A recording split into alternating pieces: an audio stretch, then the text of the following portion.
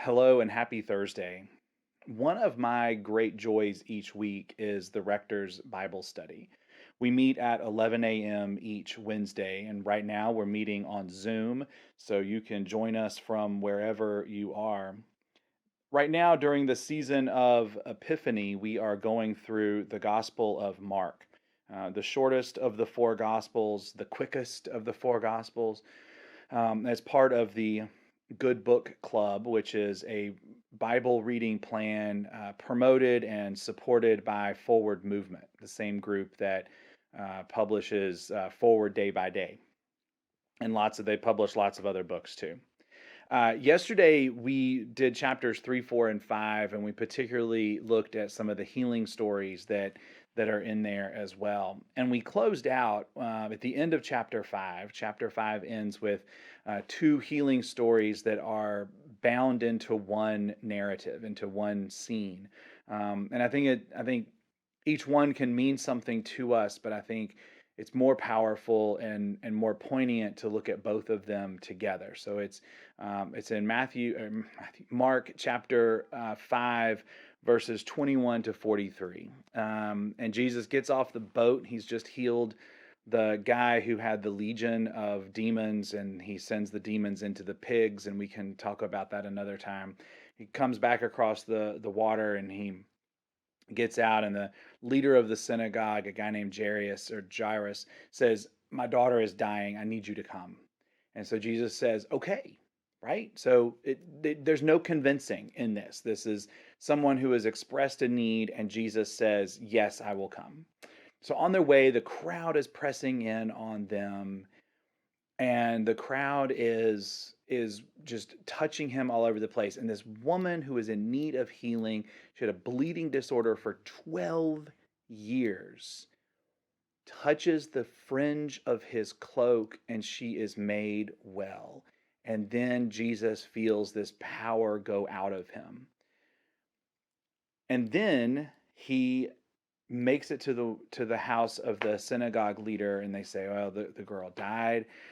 And Jesus says she's not dead, but sleeping. And then they laugh at him, and he brushes it off, and they go inside, and he takes the girl by the hand and raises her up.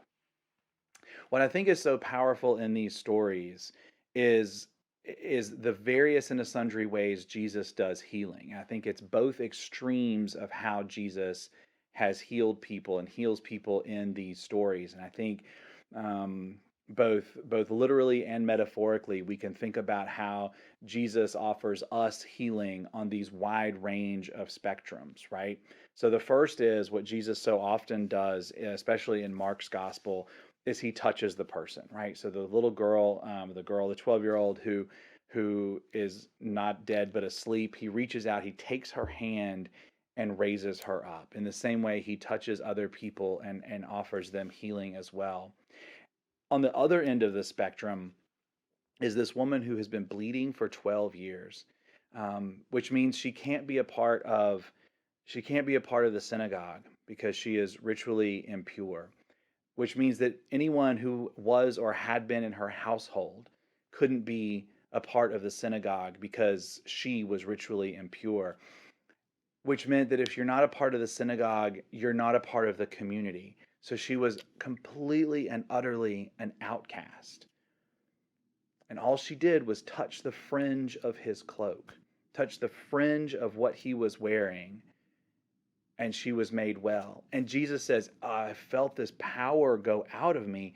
And he turns around in the crowd and he says, "Who touched my clothes?" And his disciples are like, "There's a million billion people here, dude. How could you possibly think you would know who touched your clothes?" Right? And Jesus is like, "Yeah, but I felt power go out of me," which has always been a line that has kind of baffled me. And so the woman comes forward and she's like, "It was me. It was me. Here's my story." And Jesus says to her, "Your faith has made you well. Go in peace and be healed of your disease." So part of what we talked about in our Bible study yesterday, several other people brought up all these points, and if you're one of them who's watching this, and I'm not going to name names because I didn't write down who said what. but Jesus knew, right? Like he was Jesus, so he could have turned around and looked in the crowd and been like, "It was you who touched me. What's going on?" Instead, he didn't he allowed her to claim that moment. And then when Jesus says, "Go in peace and be healed of your disease, your faith has made you well," he is blessing her. So he is saying in front of the million billion witnesses that the disciples said, "How can you know who's here?" All of those people heard Jesus say, "You are well, and you are healed, and you are cleansed, and you are holy, and you are sacred." So Jesus completely restores her. It's not just that she had had this bleeding disorder and and had spent all her money on doctors. It was that Jesus completely and utterly restored her back to who God had made her to be.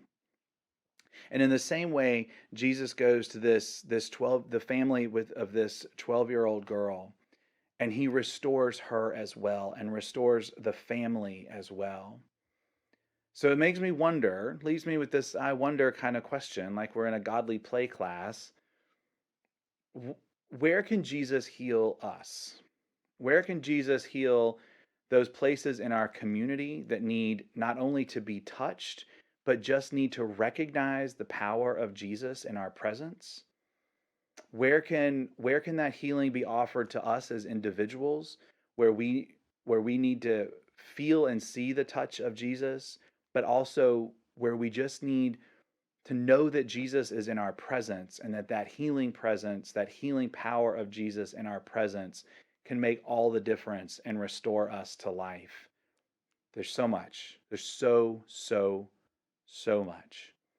So my prayer for all of us as we go into this weekend is that we will remember these two stories and the breadth and the depth of how Jesus offers us healing.